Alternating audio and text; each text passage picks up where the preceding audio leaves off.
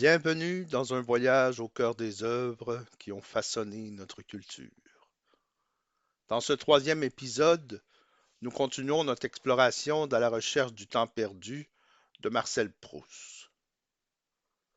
Aujourd'hui, nous allons plonger dans des moments mémorables et intimes où la mémoire, l'art, la littérature et les relations familiales se mêlent pour révéler la complexité de l'expérience humaine. Nous avons déjà évoqué l'importance du baiser du soir dans les épisodes précédents. Mais cette fois, la tension atteint son apogée. Une nuit, la visite prolongée de Swann empêche la mère de suivre le rituel tant attendu. Submergé par l'angoisse, le jeune narrateur transgresse les règles en descendant au salon pour réclamer sa mère. Ce geste enfantin, à la fois audacieux et désespéré, suscite une réaction inattendue de la part du père. Il autorise la mère à passer la nuit dans la chambre de l'enfant. Ce moment révèle une humanité insoupçonnée dans une figure paternelle habituellement perçue comme distante et autoritaire. Ce geste simple en apparence dépasse les conventions sociales pour répondre à un besoin émotionnel profond. Parmi les figures importantes de l'enfance du narrateur, sa grand-mère occupe une place centrale. Elle est présentée comme une femme d'une grande sensibilité, tournée vers l'authenticité et les valeurs profondes.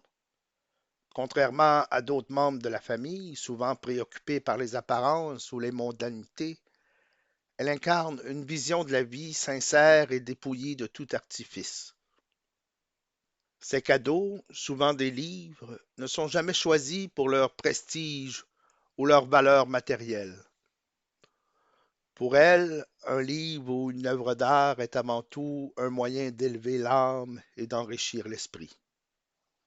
Cette philosophie simple mais noble contraste fortement avec l'importance donnée aux conventions sociales et aux biens matériels dans l'univers familial. Avec sa vision éclairée et son approche généreuse, la grand-mère transmet au narrateur une sensibilité unique, un regard profond sur le monde et sur l'art. Elle devient une figure clé dans la formation de sa pensée et de son sens esthétique. Parmi les livres offerts par sa grand-mère, ceux de George Sand occupent une place spéciale. Ses œuvres romantiques, imprégnées de nature et d'émotion, ouvrent un univers nouveau au narrateur. À travers ses récits, il découvre des paysages intérieurs qui résonnent avec ses propres questionnements. La lecture devient pour lui une expérience immersive, presque transcendante. Ce moment souligne l'importance des premiers contacts avec la littérature dans la formation de la sensibilité de l'individu.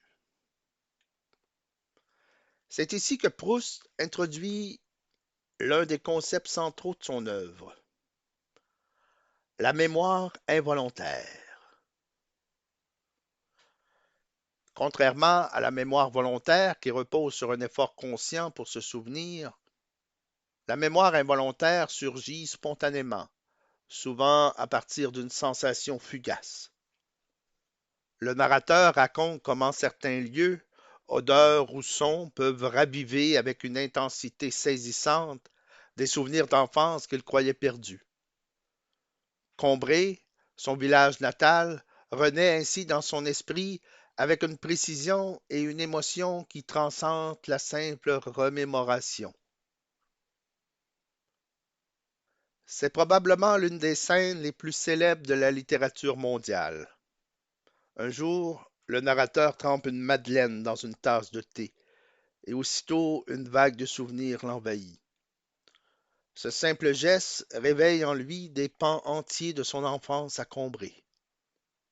La madeleine devient le symbole de la puissance des sensations pour réactiver des souvenirs enfouis. Ce moment dépasse la nostalgie. Il démontre que la mémoire involontaire est la clé pour redécouvrir des instants d'intensité émotionnelle. En revisitant les épisodes précédents, nous voyons comment Proust tisse les fils de son récit. Dans le premier épisode, nous avons découvert les souvenirs d'enfance, les chambres de Combray et l'importance du rituel du baiser du soir. Le deuxième épisode nous a plongé dans les relations familiales et sociales, avec la figure paternelle, les mondanités et les drames intérieurs. Ce troisième épisode a mis en lumière la force de la mémoire, le rôle de l'art et des lectures dans la construction de soi, et la Madeleine comme symbole de cette exploration. Merci de m'avoir accompagné dans ce troisième épisode de la recherche du temps perdu. Nous avons vu comment des gestes simples, un cadeau, une lecture, une madeleine, peuvent ouvrir des portes vers des souvenirs et des réflexions universelles. Et souvenez-vous, lire Proust, c'est aussi apprendre à explorer les méandres de notre propre mémoire. Si vous avez aimé cet épisode, pensez à laisser un pouce, à vous abonner pour ne pas manquer les prochains épisodes et à partager vos impressions dans les commentaires. À bientôt pour la suite de notre voyage littéraire.